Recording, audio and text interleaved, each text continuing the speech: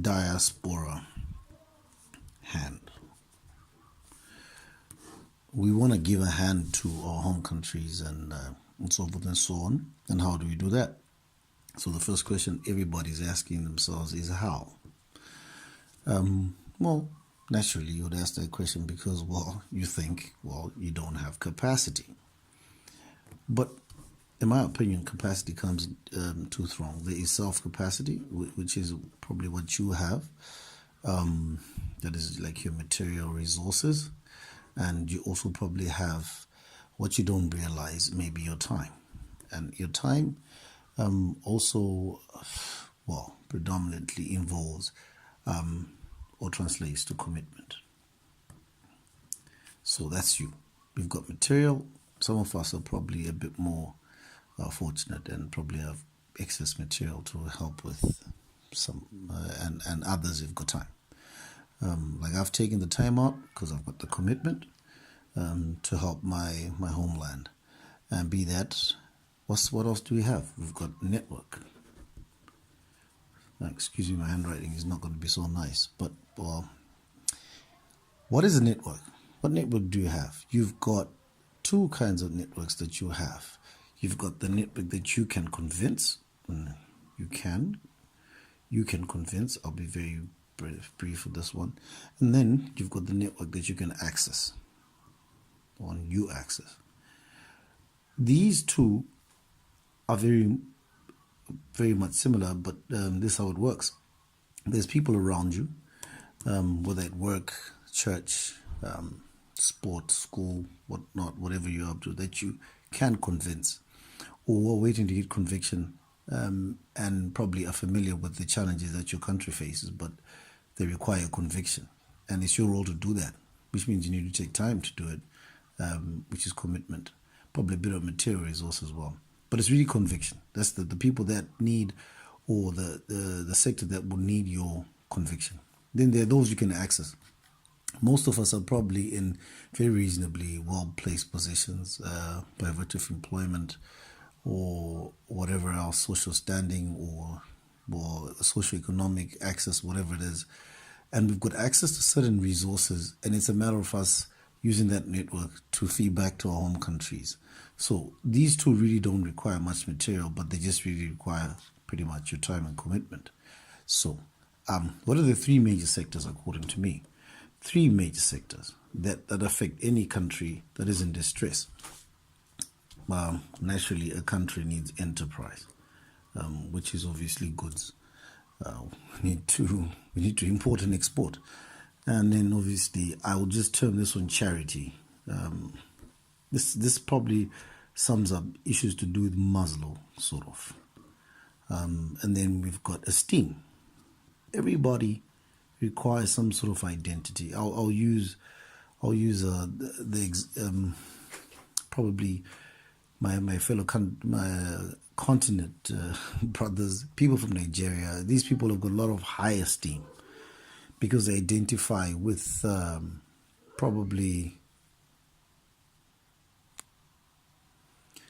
they identify with what's important with being Nigerian.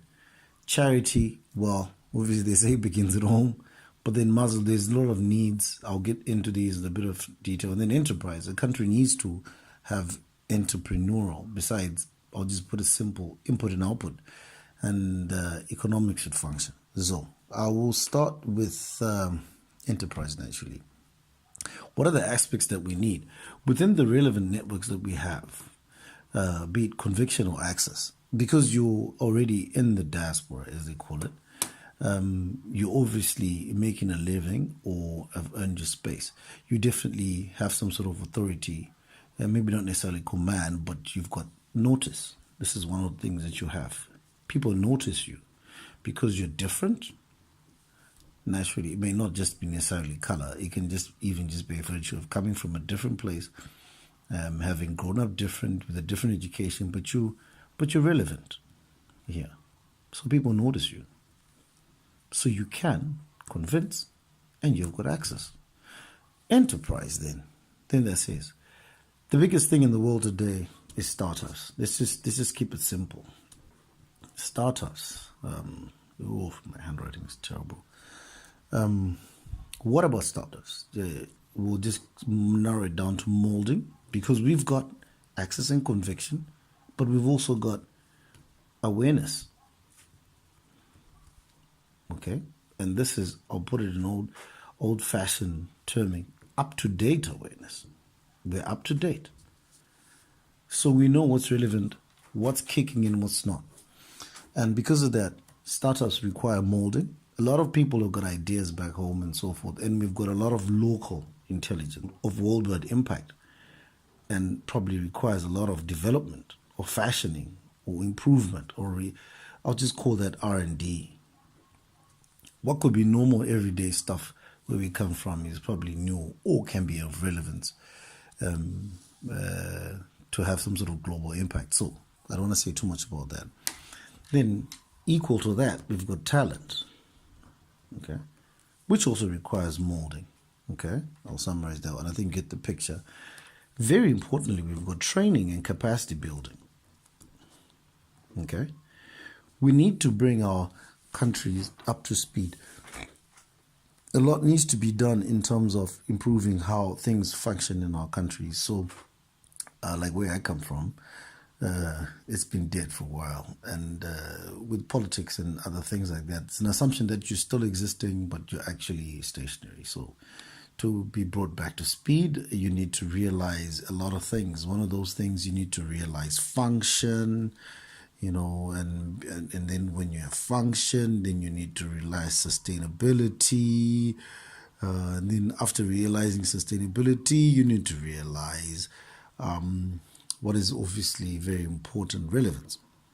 You know, you need to be able to have a sustainable function before you can be relevant in the world market. So be that as it may, is your equipment enough? Are you able to bake the bread? And then are you able to continuously bake bread? And then after that, are you baking bread that's good enough for the world market? So that's sort of how it works. So there's a lot of training there. We have a lot of organizations that obviously benefit in training capacity development, because that also comes in as research and development. There's a lot of study that goes in the world and comes back to your access and conviction. You can convince and motivate that there's a need for you to do that. The most important thing, I think I have two more on this aspect. I'll just keep this one. Why are we here? By default, by being here, anywhere else, that's not your country, you're a conduit. It is our role to facilitate by virtue of access and conviction, as well as having time or even material, to motivate by virtue, by means, of as a conduit, to transfer simple things like tech transfer, capacity transfer. So this is basically your, pretty much, let me call it a umbilical cord. Because you're here and you understand where you come from, you've got access and conviction, you can easily then feed back with the conviction, the capacity. Most people that are probably in Europe like I am, there's a lot of excess capacity. For example, let me give you a dummy example. If there's a brick making factory here in Europe, they probably need, for example, I don't know, they make 50 bricks every day. They now need a machine that does 100 bricks every day. Normally what will happen here in Europe is they'll not buy 10 more machines. They will innovate and build a machine that does 100 bricks. But what happens to the one that does 50 bricks? It means this is not exactly obsolete, but then it can actually open up other business and build in other areas, which I would like to call upcoming markets or whatever you call it. And in these areas, what does it do? It might look like there's no market for this 50 brick machine, but probably this market has not been ignited. So you need ignition. The ignition comes from transferring technology as a umbilical cord, because you got conviction and you got access. Okay, that's enough about that. Charity. Oh, okay, I like this one. This is sort of where I come from. Basically, this is going to come down to address simple needs. I'd sort of like hinted there along Maslow issues, and then that's we've got health needs. We've got health and hygiene. These are normal things, clean water, reproductive health, and so forth. There's a lot that comes here. And we've got, obviously, naturally, you've got education. That's a big thing. The material resources, training, books, computers, curricular development, all sorts. And it all comes back again, conviction and access, because we have these things. Shelter issues, there's got to be improvement in shelter. Is it adequate? Are we moving together in terms of facilitating progressive housing projects and things like that?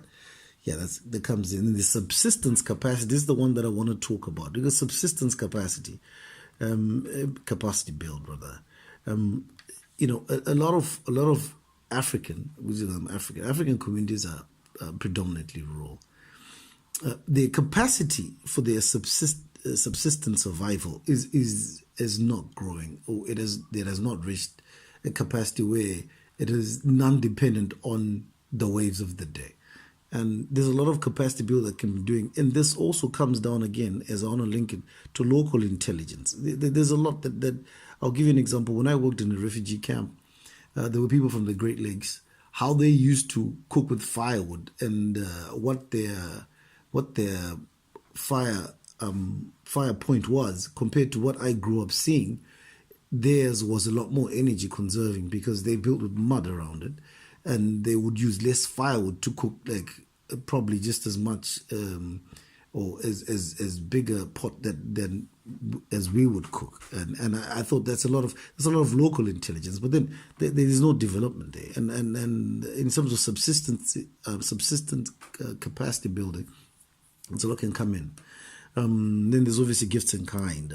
There's a lot of excess production where we are, and pretty much married to this as a conduit, and also coming back to capacity issues. GIK, gifts in kind, play a big role. Why? Because instead of having a lot of disposal and waste generation and so forth, and probably contributing to excessive manufacturing, hampering an environment, a lot of recycling by virtue of the conduit function may actually achieve an ideal complete consumption status, which is what the world needs. There's a lot of excess lying around, and then there's a lot of wastage and so forth. Yeah, GIK comes there. We talk about, I'll give a very dummy example again, pads for women, books, shoes. There's just about a lot of things, soap, detergents, and all sorts and so forth. And also this helps in people in failing compromise on standard. That may actually hamper people's well-being, health, and hygiene, and so forth, and which also in turn plays into things like life expectancy and so forth. That's a whole thing. Then esteem. Before I forget, I wasn't intending to have this long, but you need to speak good. This is what I think. Speak good about your country. See the good side. It doesn't help for us to always be negative. This is wrong, that is wrong. Well, what are you doing about it? This is where I'm coming. What are you doing about it? I remember when I was a bit younger and I was in school, the headmaster once asked a question. He said, a lot of you are criticizing the president and saying he hasn't done this and he hasn't done, but then what have you done for the country? And I guess this is where it's at now. So speak good, do good. It's equally important. It doesn't easy. Most of us come from very corrupt settings where you're just used to cutting corners. Let's do good and help the good. That's important. Something good is happening. Let's be there with our access and conviction. Let's help the good to keep happening. Let's bring it to fruition. And then, lastly, be good. Ladies and gentlemen, that sums up my Diaspora Hand speech, and I hope you'll give a hand. Give some time to it, a resource, bring your network into it. So let's bring enterprise. Let's be charitable. Let's build a esteem of our countries. Have a good weekend. Thank you very much, and Happy New Year.